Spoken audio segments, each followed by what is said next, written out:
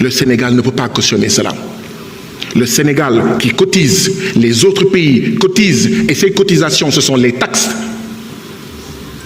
des peuples africains pour faire fonctionner la CEDEAO, et depuis 25 ans, on ne donne pas de rapport d'audit au Parlement. C'est inacceptable. Il faut arrêter cela. Monsieur... On s'abonne, on like, on commente et on partage aussi ce que nous vous contenu. Alors les amis, je vous invite à écouter attentivement cette vidéo. Prenez le temps d'écouter cette vidéo attentivement, je vous en prie. Monsieur Macron, il n'y a pas ce qu'il a oublié de dire contre les pays que sont le Burkina, le Mali et le Niger. Alors que notre président de la République était là-bas, il n'aurait pas dû accepter cela. Pour qui se prend Macron pour devoir insulter nos frères, nos voisins et devant nos présidents de la République? Notre président de la République aurait dû lui dire stop, aurait dû lui dire arrêtez.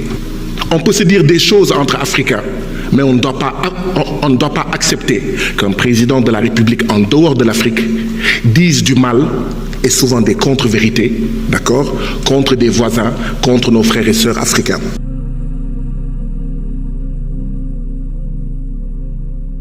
Tout le monde sait qu'à Nairobi, lors du sommet Africa Forward, qu'il s'agissait d'une opération marketing, qu'il s'agissait d'un rebranding, dont l'objectif pour l'impérialisme français était et de changer la perception que certains peuples sur la planète Terre, dont les peuples africains, le regard qu'ils ont en direction de cet impérialisme français.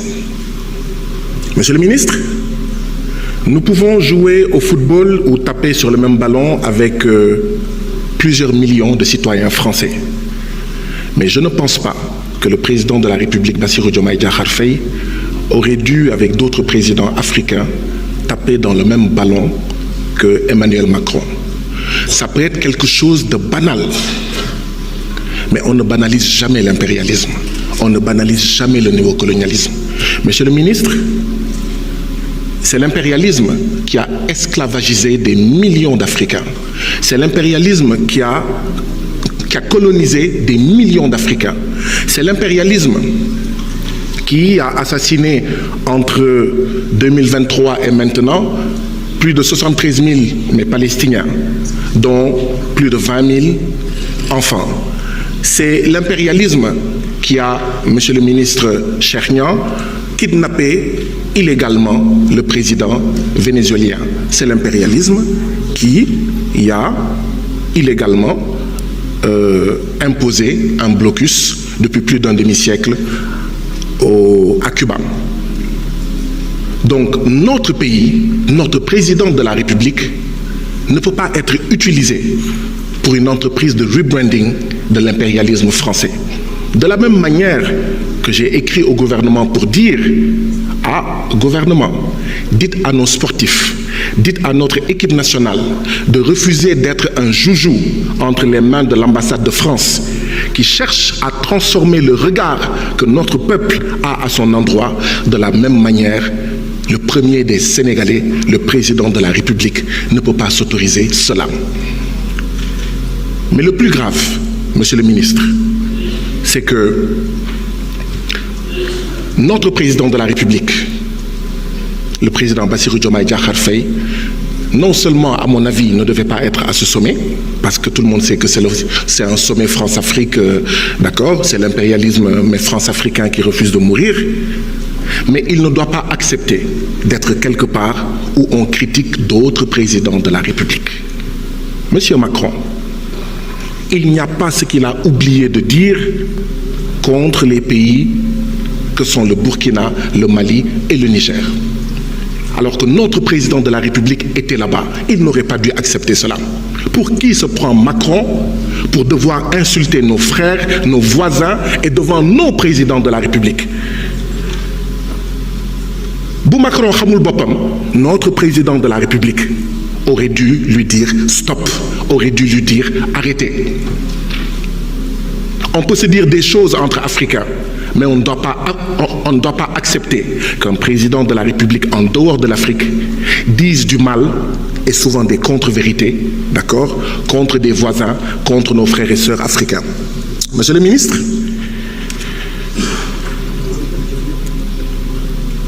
ce que je voulais ajouter après cela, c'est que, savez-vous, monsieur le ministre, parce que vous assistez mais régulièrement aux réunions de la commission de la CEDEAO, et notre président de la République, en tant que chef d'État, assiste à des réunions avec ses pairs. C'est pour ça que je me permets de le dire ici.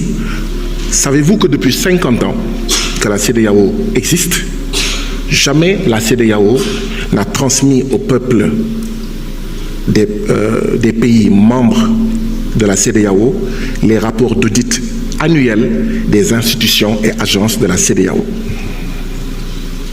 Savez-vous que depuis 25 ans que le Parlement de la CEDEAO existe, jamais ce Parlement n'a reçu les rapports d'audit annuels des institutions et agences de la CEDEAO. Monsieur le ministre, vous savez ce que ça signifie? Je vais vous dire moi ce que j'en pense. Ça veut dire qu'au niveau de la commission de la CEDEAO, il y a des gens qui volent l'argent des peuples africains. Il y a des gens qui détournent l'argent des peuples africains. Il y a des gens qui font des recrutements clientélistes. Et bien sûr, les rapports d'audit vont pointer du doigt cela. C'est pourquoi les rapports d'audit ne sont pas transmis monsieur le ministre Cheikh Niang, aux parlementaires. Et ça, il faut que ça cesse. Le Sénégal ne peut pas cautionner cela. Le Sénégal qui cotise, les autres pays cotisent, et ces cotisations, ce sont les taxes des peuples africains pour faire fonctionner la CEDEAO, et depuis 25 ans, on ne donne pas de rapport d'audit au Parlement. C'est inacceptable. Il faut arrêter cela. Monsieur le ministre Cheikh Niang, je voudrais savoir où en est le déminage humanitaire en Casamance. Le centre... Merci beaucoup Fatou Diop Cissé. Le Centre national d'action anti-mine au Sénégal a régulièrement des problèmes d'argent. Ces travailleurs courent parfois derrière 2, 3, 4 mois d'arriérés de salaire. Monsieur le ministre Cheikh Niang, cela ne peut pas continuer. Je voudrais savoir où est-ce qu'on en est. Où en est le déminage? Quelle est la situation des travailleurs? Est-ce que cette situation budgétaire et financière a été réglée? Vous comprenez alors pourquoi je dis qu'il faut encadrer les fonds politiques? Parce que oui, on ne peut pas avoir des travailleurs, notamment chargés de déminer la Casamance, et qui courent derrière 5 mois, 6 mois d'arriérés de salaire. Et je peux donner encore d'autres exemples.